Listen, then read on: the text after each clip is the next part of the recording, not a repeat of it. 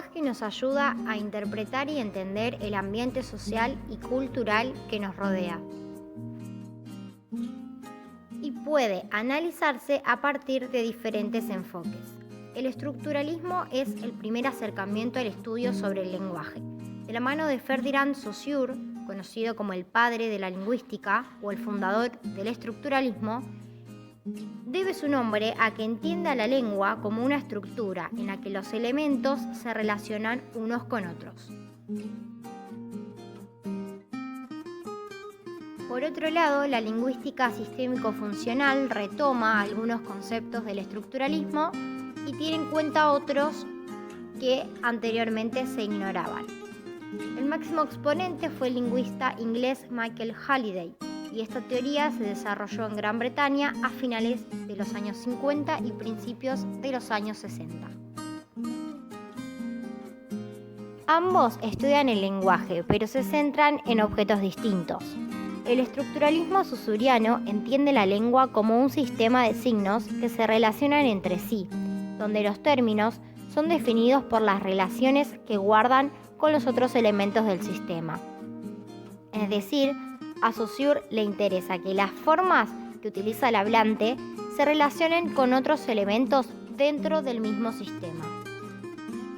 La lingüística sistémico-funcional, en cambio, entiende a la lengua como un recurso por el cual construimos e interpretamos significados, y por eso su objeto de estudio yace en ver cómo esos significados que posee la lengua en sí misma se ponen en funcionamiento con el uso del lenguaje. El estructuralismo estudia la lingüística interna porque se ocupa del organismo lingüístico interno y excluye todo aquello relacionado con la historicidad de la lengua, las instituciones y el uso cotidiano, o también conocido como lingüística externa. Por eso se enfoca en la lengua como un sistema compuesto por signos y estudia la estructura de ellos. Para Saussure, el signo es una entidad psíquica y bifásica, es decir, que tiene dos caras. Por un lado, el significado y por otro, el significante. La unión de estos dos se la conoce como significación. El significado también es conocido como concepto y el significante como imagen acústica, es decir, que es una huella psíquica de un sonido y el concepto es la representación que tenemos de él. Halliday, por otro lado, complementa al estructuralismo entendiendo que la lengua, además de ser un sistema, es un potencial de significados. La lengua en sí misma posee significados, pero es el uso del lenguaje el que los pone en funcionamiento a través de textos. En otras palabras, es potencial hasta el momento en el que el hablante los concreta o utiliza en una situación de comunicación. La realización de los significados está dada por el contexto, y este último determina las elecciones del hablante. Es decir, que la lengua ofrece opciones a los hablantes y ellos tienen la capacidad de optar por la que mejor se adapte a la situación de comunicación. Para Halliday, el contexto se compone por el campo, que involucra la naturaleza de las acciones sociales y evoca al tema de la situación de comunicación, el tenor, que alude a la naturaleza de las relaciones o el rol de los interlocutores, y el modo, que es la manera en la que se estructuran los textos. Campo, tenor y modo fácilmente pueden responder al qué se está diciendo, quiénes lo están diciendo y de qué manera o cómo se está diciendo. Entonces, el contexto se convierte en la principal diferencia entre ambos enfoques. Para el sistema abstracto del estructuralismo, del cual uno se sirve cuando tiene que hablar solo con la intención de comunicar y que el mensaje llegue correctamente al receptor, no tiene en cuenta el contexto en el que se da esa situación de comunicación. Sin embargo, Halliday entiende que no hay forma de que se realice esa comunicación si no hay un contexto que además va a determinar los registros que utilice el hablante, como el campo, el tenor o el modo. Los registros están determinados culturalmente. y la variación de contextos va a inferir en la variación de registros. El contexto de pandemia en el que estamos hizo que las redes sociales potencien su rol en la vida de las personas. Los registros que se utilizan en el mundo de las redes sociales no suelen ser los mismos que se llevan a cabo en la vida offline o en la vida real.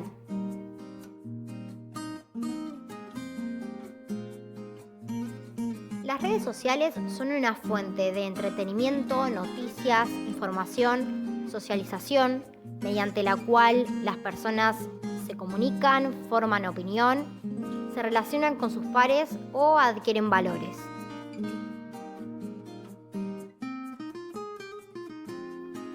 Todos esos factores están atravesados por el lenguaje y a partir de ambos enfoques podemos analizar distintos aspectos del mismo en las redes sociales. Tomando de ejemplo un texto como el hilo de Twitter, podemos hacer un análisis estructuralista prestando atención a las relaciones sintagmáticas entre los signos dentro de las oraciones, la significación de un signo determinado o las propiedades del signo. Con el análisis de las relaciones sintagmáticas podemos ver cómo dentro de una oración cada unidad estructural ordenada linealmente, es decir, cada signo, toma sentido en relación con los otros. También puede tomarse un signo y establecer su significación, es decir, la relación entre significado y significante. Como aparece en el tweet, el signo lingüístico mina, ante una misma imagen acústica, varía el concepto de ella. Para algunos puede ser una mujer y para otros es una formación rocosa en la que se pueden extraer minerales.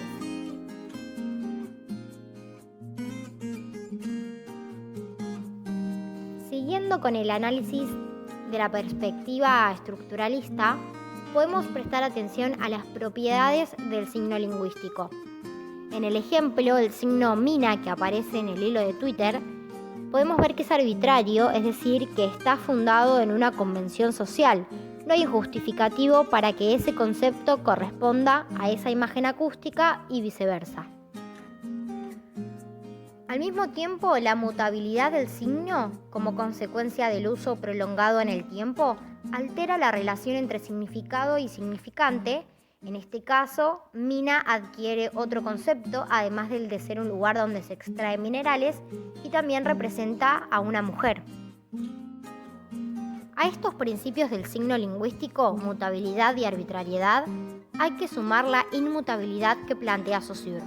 Al mismo tiempo que el signo puede mutar, es inmutable por su carácter arbitrario, por la multiplicidad de signos, por la complejidad del sistema y por la inercia de la masa social a toda transformación, porque el signo siempre, según Saussure, está sujeto a la herencia y a la tradición. Finalmente, en el tuit se puede ver el principio de linealidad que plantea Saussure, que los elementos se presentan uno detrás de otro en forma de cadena, como se observa en la escritura. Esa característica está relacionada con la naturaleza auditiva del signo. El enfoque sistémico-funcional prestará atención a otros aspectos del texto en cuestión. Como se explicó anteriormente, analizará el campo tenor y modo, a saber, de qué se está hablando, quiénes lo están diciendo y cuál es la manera que eligen para hacerlo. Teniendo en cuenta el contexto, en esta situación de comunicación, se observa a desconocidos utilizando un lenguaje totalmente informal, hablando sobre la participante de un programa de televisión emitido en Telefe que se llama Bake Off, donde se la descalificó por mentir por su historial profesional. Siguiendo con el análisis sistémico funcional, podemos ver cómo si el contexto fuese otro, por ejemplo académico, variaría el registro y los dialectos, es decir, que variarían las formas en las que se estructuran las oraciones y el uso de determinadas palabras para referirse al mismo tema. Otro aspecto que se observará desde la lingüística sistémico-funcional son las metafunciones que están ligadas al contexto, es decir, al campo, al tenor y al modo. La metafunción ideativo-experiencial asociada al campo ayuda a construir significaciones del mundo a partir de la experiencia personal. La metafunción interpersonal, ligada al tenor, establece qué tipo de lenguaje se utilizará dependiendo del índole de la relación entre emisor y receptor. Y finalmente, la textual determinará el modo en el que se estructuren los textos. Siguiendo con la misma línea, la metafunción ideativo-experiencial permite al tuit de Juan Manuel cuestionar la rapidez con la que se hizo la masa por su experiencia, y también la metafunción interpersonal nos ayuda a entender el lenguaje informal que utilizan los emisores y receptores porque su relación es de totales desconocidos. Finalmente, podemos hacer una distinción entre las principales diferencias de ambos enfoques. El estructuralismo entiende la lengua como un sistema o conjunto de signos que sirven como medio de comunicación y comprensión. Tiene códigos, procedimientos psíquicos, está establecida por convención social, es un sistema cerrado, hereditario, y también distingue al lenguaje con una parte social, que es la lengua, y una parte individual, que es el uso del sistema, que es el habla. Finalmente, no tiene en cuenta el contexto y analiza las estructuras del signo, es decir, su significación, el significado, el significante, la imagen acústica o el concepto. La lingüística sistémico-funcional entiende el lenguaje como un sistema de significados que se hacen concretos en el uso del lenguaje a través de textos, y también la entiende como una institución social, porque el contexto de situación y el contexto de cultura inciden sobre los usos del lenguaje y sobre la estructuración de los textos que producimos. Al mismo tiempo, tiene en cuenta las variaciones de registro, las variaciones en los dialectos que tienen que ver con el uso del lenguaje, y, como dijimos anteriormente, el contexto para Halliday es fundamental. Por último, ambos enfoques tienen algunas similitudes. Tanto el estructuralismo como el funcionalismo sistémico entienden a la lengua como un sistema, uno como un sistema de signos lingüísticos y el otro como un sistema de significados. También estudian la lengua y la entienden como una herramienta para la comunicación y la comprensión del mundo.